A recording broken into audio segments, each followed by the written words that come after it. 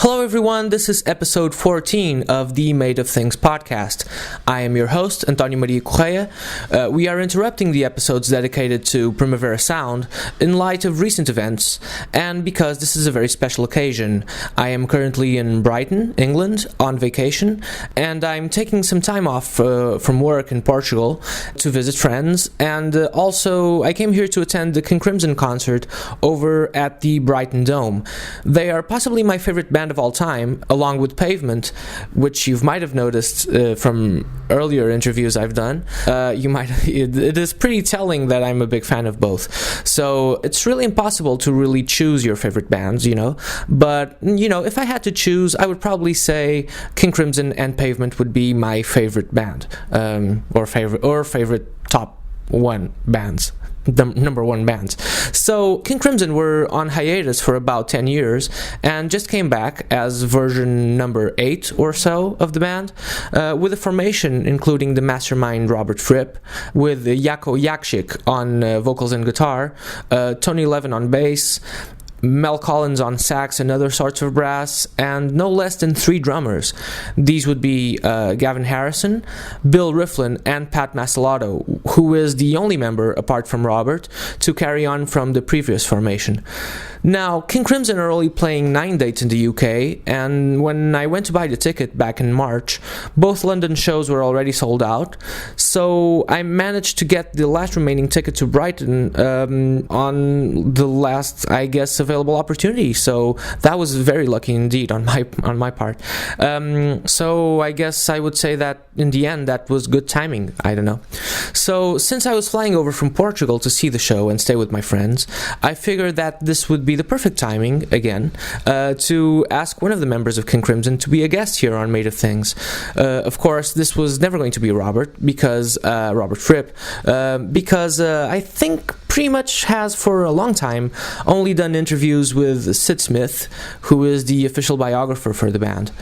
So I contacted Pat Mastelotto and we set this up for the night after the show, which was going to be a good idea as well, since I was trying not to hear any of the new version of King Crimson before the show, so that I could take in the Brighton concert in as much as I could without any sort of expectations.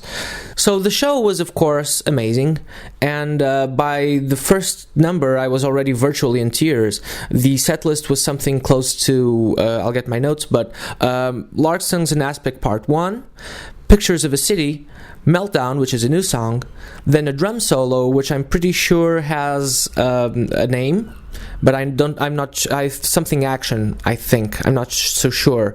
We'll have this confirmed in the future. The Construction of Light, without any singing, without the singing part. Level 5, Easy Money, Epitaph, The Letters, Sailor's Tale, Lark's Tongues in Aspect Part 2, and Starless.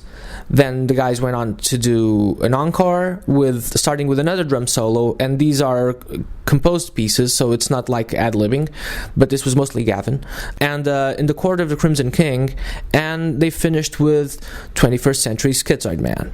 Now, what you must understand is that King Crimson have barely played any material previous to 1980 in the past couple of decades. I had seen the band live twice before, back in 2002 in Madrid, and I think possibly 2001, and 2003 in Rome. So I was perfectly convinced I would never see the original band playing old material in my lifetime ever again. So, and I'm only 34, so I hadn't really had any chance whatsoever to see the band before that, especially because they never came to Portugal, only in like 1982, and I was of course 1 year old. So when I realized in the first few seconds that the first song in the show is Lark's One, goosebumps started coming up and my eyes began welling up as well. So, as this was my first favorite King Crimson song ever, never in a million years did I ever expect them to play this, or did I ever expect to see this live at all.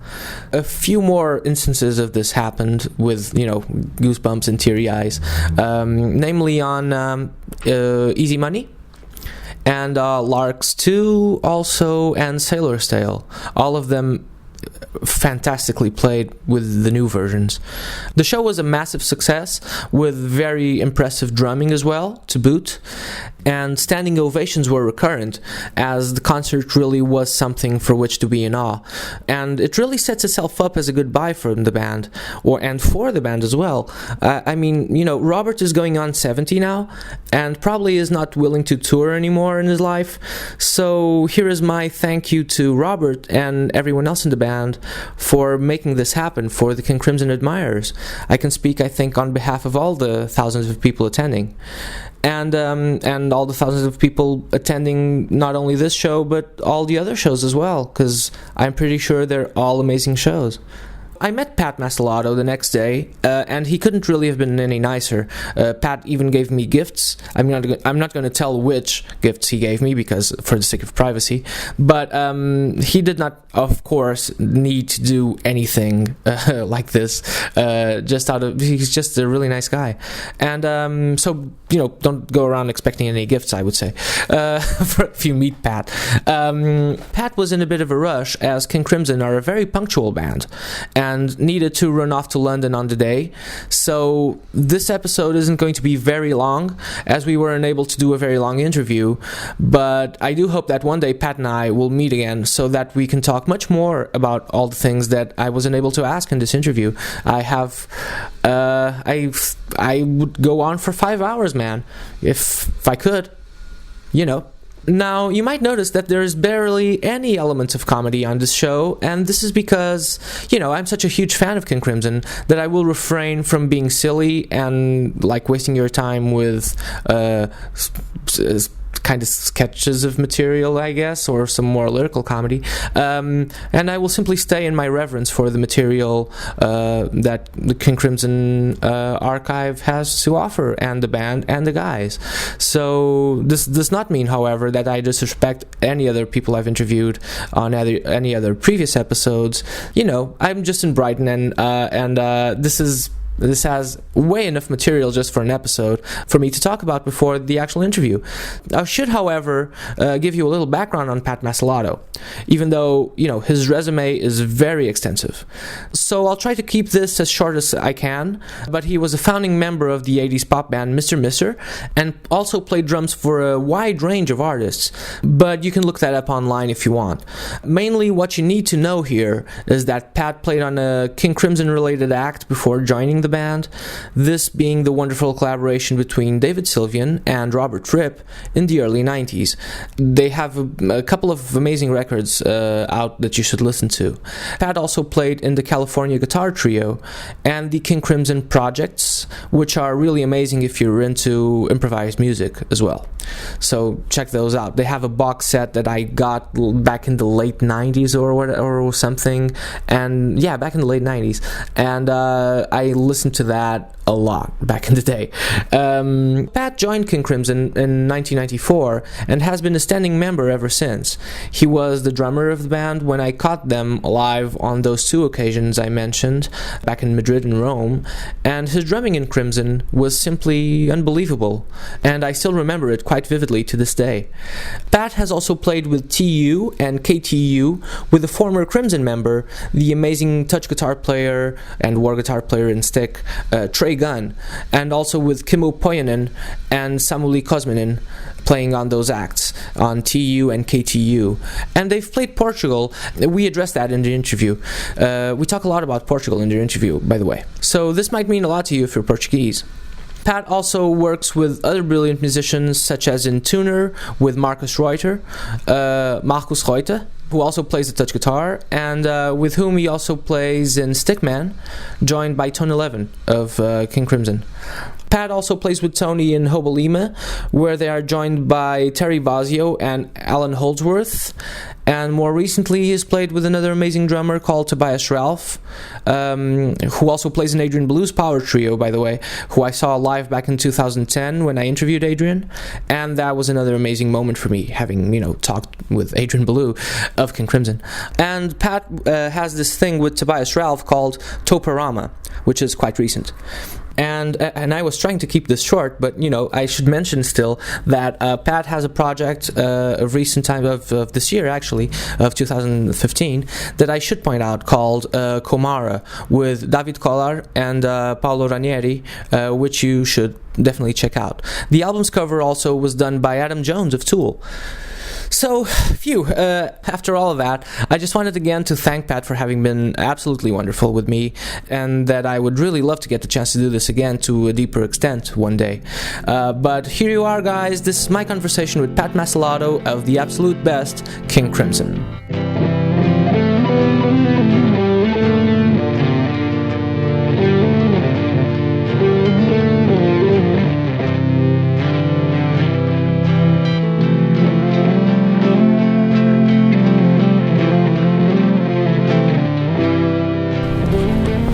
Just go ahead. Okay. Oh.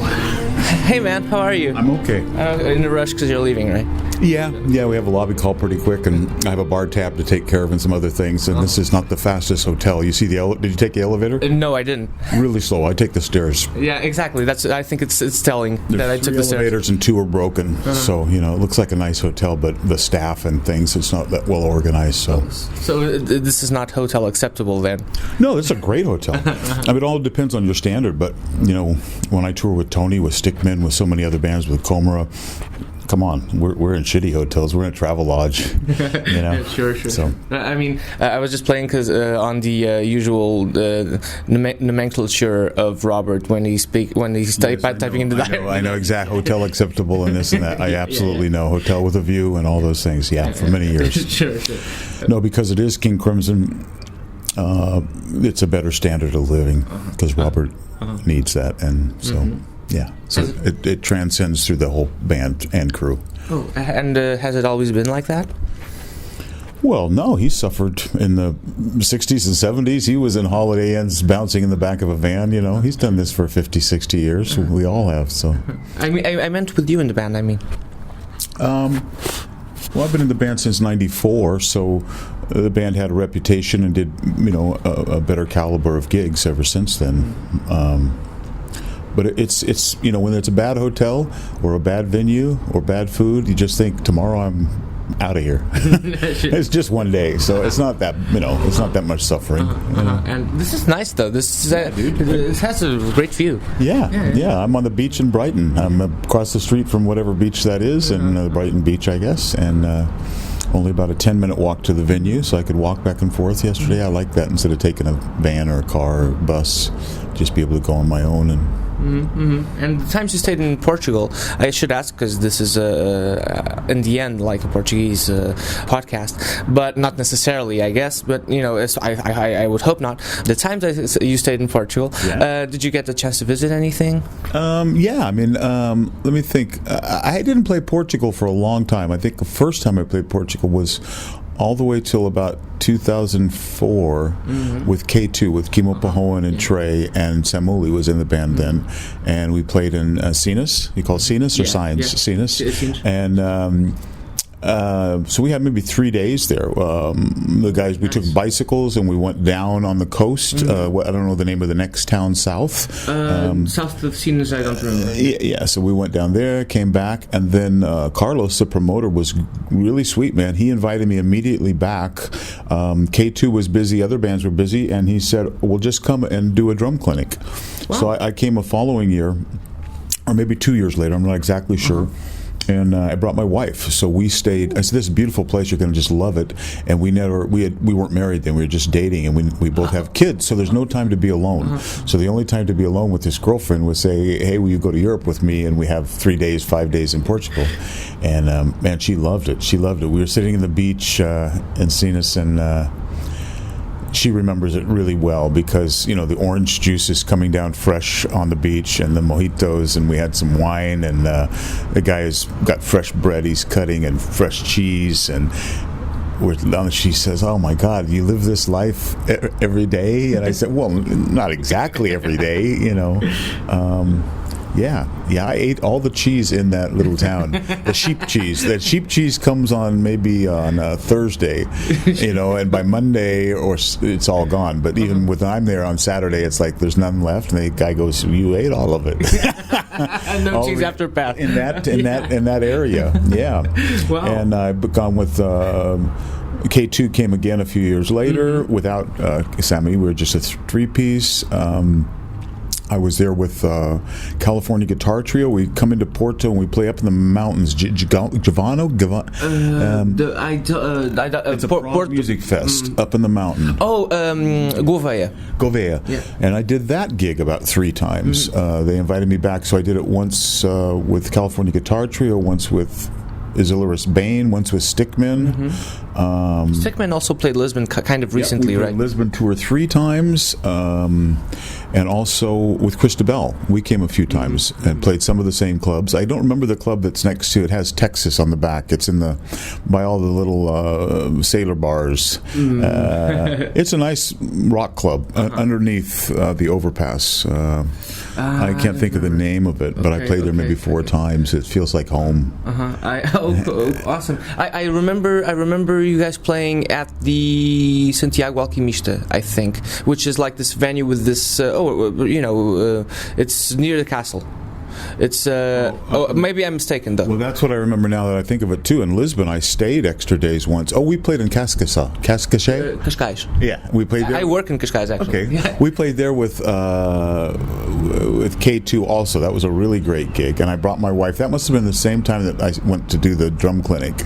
So I had my wife, and then we stayed afterwards in Chiado. Chiado. Yeah, right downtown. Wow, nice. And we went up, of course, to the fortress, whatever you call up there. I mean, Lisbon reminds me a little bit of this actually, and San Francisco. A lot of San Francisco. I'm from Northern California, so I always get that feeling, that vibe when I'm in Lisbon in Portugal. Oh, fantastic. And I played also in Armada. Armada. Across, we played with Porcupine Tree. And also with Christabel, we play sometimes. It's like kind of a posh disco, the Roxy, something like that. It's in Almada. I have no idea. Very posh. She's glamour girl, so we also play some funky clubs. But she did some theaters.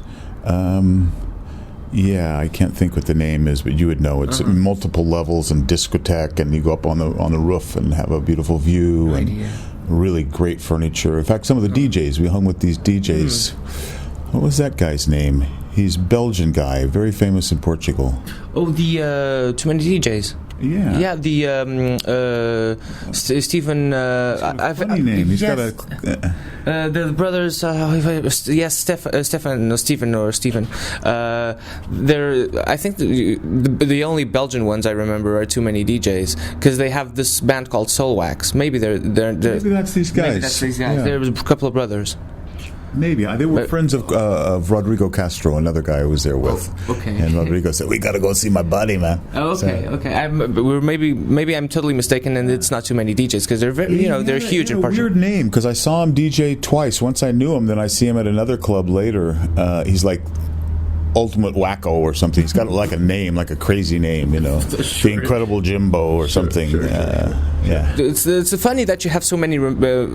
I'm sorry. This is very. I love Portugal. Yes, this is very early for me, because I've never done a podcast quite this early. So so you know, so I'm just kind of waking up still. I guess. You, man. I know, but you're much more eloquent than I am. But there you go. What I meant was, it's funny that you have so many memories of Portugal, because I had no idea. It seems like an endless box, I guess. Yeah, all within 10 years. Wow. I never played there in the 70s, 80s, 90s, ever. Oh, fantastic! Fantastic. Yeah. So, what does this feel like coming back with King Crimson now? Because last night was amazing, and this is the 3rd time I've seen King Crimson. The first one was in Madrid, I think 2001 or 2002. I don't know. I've traveled specifically with a friend of mine, and went to and was living in Rome when you played there the next year, I think 2003, and watched that show as well. And now this is my 3rd time watching King Crimson, and it seems like, as it always does, like a new entity. Does it feel like that to you as well? Yeah, it's totally a new band now, a new direction. Adrian Ballou is not involved in this version of King Crimson. We're now 7 people in the band. The lead singer is Jocko, whose last name I can't pronounce, Jocko Jockman. Tony Levin's back in the band. Mel Collins is in the band. He hadn't been in the band since 1972. He's fucking amazing. I mean, you heard last night. Yeah. And we have 3 drummers, Gavin Harrison, Bill Rieflin, and myself. And we're in the front, as you saw last night. We're not, the drummers are in the front, with the other guitar and saxophone behind us up on a riser. So Mel Collins is right behind me, so I get to hear Mel. It was his birthday last night. I know. It was great. It was great. He's a treasure. Happy birthday to Mel from us. Yeah. And if you saw the band in 2000, that was in the 90s when I was invited into Crimson, it was a double trio. So it was Bill Bruford and I on drums, and Tony Levin and Trey Gunn on bass and stick, and then Adrian and Robert on guitars. And then when he reformed in 2000, he invited Trey and I to stay. Robert, that's what I'm talking about. So we made the first record. Robert wanted only electronic drums. So when you saw us in 2000, perhaps that was completely all V drums and some other electronica stuff I did. And then he gradually accepted the idea of bringing acoustic instrument back into the drum arsenal. So that's unfortunately kind of why I have so much crap, such a big, because I'm trying to cover both those both those categories of giving him the electronica he needs as well as acoustic visceral drumming that I need. So by 2003 it was probably a much more powerful show, much more dynamic, I bet. It was because it was less real drums. We had real drums, and we had played together for a year or two. We had more material, and actually, I think in 2000, Robert said we would not do any material older than 1995. So we didn't do anything like Red. We did a lot of improvising on that tour. This particular tour, we don't do almost any improvising right now. We just we do a lot of older material. You heard stuff from '69 that I never expected he would do. And or did you ever expect to play it at all? No. He would say before that the band would never play those songs ever again. And now we've just introduced Easy Money, Epitaph, Core of the Crimson King, and Easy Money is really great because it kind of can be a springboard for an improvisation. So now we have a little area where we can go wherever it takes us for a little bit. So that was fun. I love Easy Money. I was almost in tears. I do too. To myself. Look at my skin. See, I mean, you see, they're called Goosebumps, and they're totally real. You asked me what it feels like to play in the band. I saw the band in 1974 a few times. I saw them in the 80s. They were like my favorite band since I'm a little boy. Beatles, Hendrix, Crimson, they're the people, So it gets very emotional for me actually on stage. I start to cry. I get a lump in my throat. I get these goosebumps. Last night it was Epitaph. I was just like, fuck, really hard. And you're teary-eyed right now. So just so for the listeners to know, like the goosebumps are real. I know. I can tell. Yeah, I can't fake it. Yeah. Wow, it's amazing. No, it's seriously. I understand because for me last night, Easy Money, like. You started with Lark's One. Yes. It's insane. It's like my favorite song, I think. Yeah. It's a complicated piece of music to play. It's so dynamic. It's a whisper when it starts. And when it ends with the glockenspiels and with Mills' flute, it's like, wow. And we hadn't played Lark's 2 for several days. We played it last night, first time. And we didn't proceed it with talking drum. We have enough material now that we can change the set. When do you decide that? Each day. Okay. Yeah, Robert or Robert. I got a buzz, but it's I got a couple more minutes. Okay. Robert. The whole band participates a little bit because. Well, you have to take in consideration what instrument is Tony playing. Is he on a stick? Does he need time to change to a bass? How are we going to... So at first the set lists were a little bit awkward because we had gaps, and Robert doesn't want Jocko to speak. So there's no... If you notice, there's no interaction with the audience at all. None. Yeah. And so he asked me to provide dialogue. So I didn't do it last night because we had a good set flow and the audience applauded. We had good energy. But some gigs, the first couple gigs... in Aylesbury, we finish and it's quiet. So I will put in old interviews and I chop up the interview guy some of these interviews are pretty foolish anyway, old interviews. Sure. And so it's you triggering these audio bits that you hear during the show. Yeah. Okay. Robert, I prepared some. I had some very nice long interviews where Robert and Bruford and John Wetton and Greg Lake explained things about Crimson, but Robert didn't want to use those. I prepared these originally last year in America for the tour, and he said, what I enjoy is the interviewer's question. So we just make the questions, I edit them together, maybe change the guy's voice a little bit. That's funny because I read a lot of Robert Fripp interviews on the early internet days, at least, and I read a lot of them. And at that point, at least until like the 80s, he seemed kind of like bored with interviewers. It seems because no one was. It seemed like they were asking the wrong questions often. Like because syntax is important and semantics are very important. And Robert seemed to be annoyed by stuff like that, by wrong usage of language, I mean. Yeah, Robert's use of the language is very good. So it's Bill, funny that he... Bill Bruford also very, very good command of the language. So it's funny that he would choose questions, that's what I mean. Well, it's redundant. You get these same questions so often, and in Robert's world, they're more academic. Everything's all scholarly, I can, as an example, like when I was in a pop band like Mr. All the questions would always be, what's your favorite color? What's your favorite food? It's like... Come on, really? That's about, like when you do 10 interviews a day, literally sometimes that's what used to happen. With a pop band, you're grabbing for every chance you can to get, even for me, to have you here because I'm trying to help my other project that has no publicist, no budget, but it's different with Crimson. Crimson doesn't really need a publicist. We don't even have a website, you know that. For King Crimson, there isn't a website. Somebody poached the name KingCrimson.com, and when the band decided they wanted it 10 or 15 years ago, the guy said, I want so much money, and Robert said, fuck you. We don't need it. You just keep it, so... I didn't know. I wasn't aware of that. Yeah. Okay. Yeah. But for instance, my job as an interviewer is exactly you were saying. Like, I do a lot of interviews, and my job as an interviewer is get of course is to create empathy, but also to try to get people not to answer the same questions all the time. Sometimes there's stuff you can't really avoid, but it's artists like to be made to think. That's what I think, and that's what I believe. So it's my job to ask things that are or have a conversation in which you talk about things that you don't usually talk about. We can hope. I mean, you're a pusher in a way. You're the one trying to help move music to a guy in your position. You're kind of a trendsetter that you latch onto things you think are cool, and you're trying to share them with other people. And the way the music business is now, it's just we're like locusts. Musicians have just covered the globe. There's no fruit left. Everything's been eaten.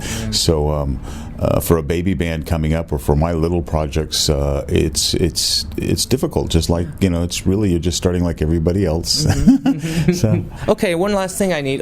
So how did you guys decide? Because the drum patterns seem to be sometimes kind of instead of being the role of just one person, it seemed to be scattered through three drummers. So how did you decide to what was the criteria of because it swings from some? You made it very clear that it swings from you to for instance Gavin to Bill to you, or sometimes the other way around. It goes in every order you can imagine, and we worked really hard on it because when Robert had this idea to have three drummers, that's all he had. He didn't have any idea how he wanted to use it. So when I talked with Gavin and Bill, I said, well, what are we going to do? And we immediately, as quick as we can, we start to make demos and send emails, and then we got together just the drummers for a week and prepared ideas and had conversations. We worked 3 days just on level 5 and 2 days on constructional light, and that was the first week.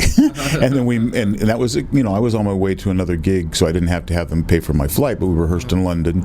I live in Texas, Rieflin lives in Seattle, and Gavin lives in London, so I was on my way to Sweden for a gig, but it gets expensive. Sure. So we have many drummer rehearsals, and we make plans, and we try to use everybody's strength, and we try to pass the ball around a lot, and we're always kind of trying to nest inside of each other's parts. So a lot of the drum pieces you saw, we have many drum pieces now, and they're not jams, man. They're you saw they're very orchestrated. Very tight. Well, we hope they're tight, but they're mathematically formulated.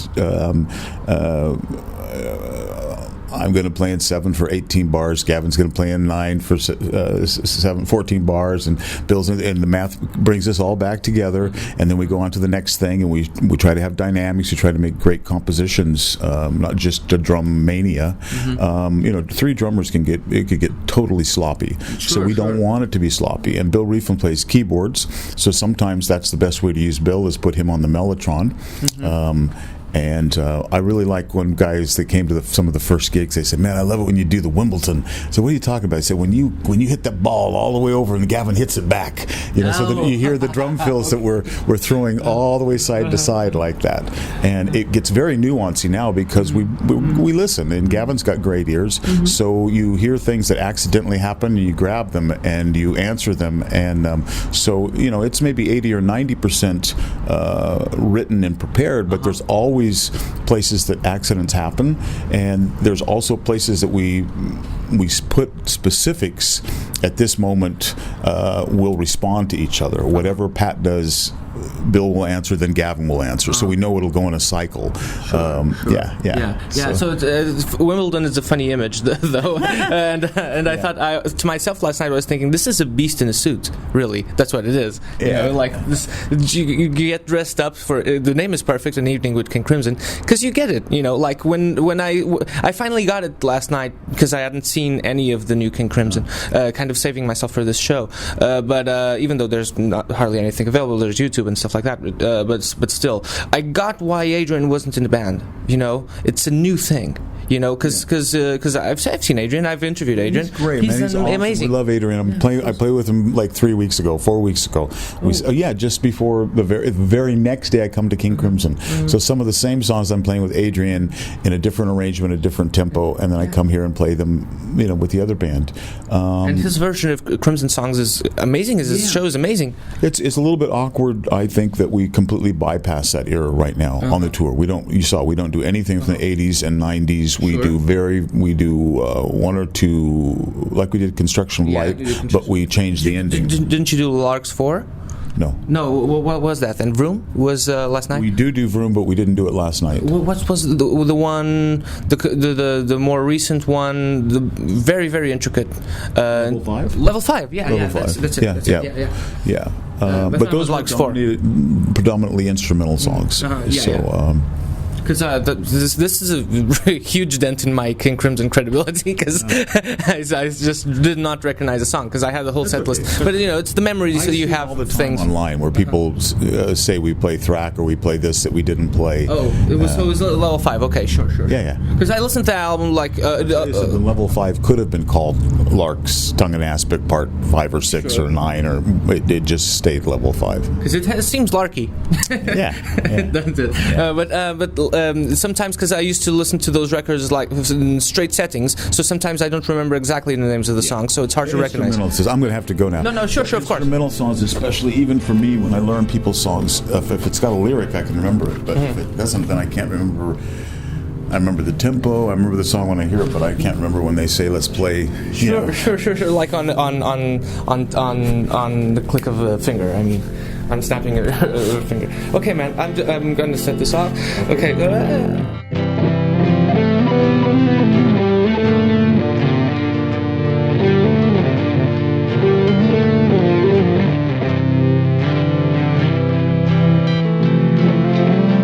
That was it. I hope you enjoyed my conversation with Pat Mastelotto, even though I got level 5 mixed up with Lark Tongues and Aspic Part 4. But hey, what can you do, They're like cousin pieces or whatever. Okay, so I also ended up not posting another episode last week, as promised, so that should teach me not to promise stuff, I cannot keep.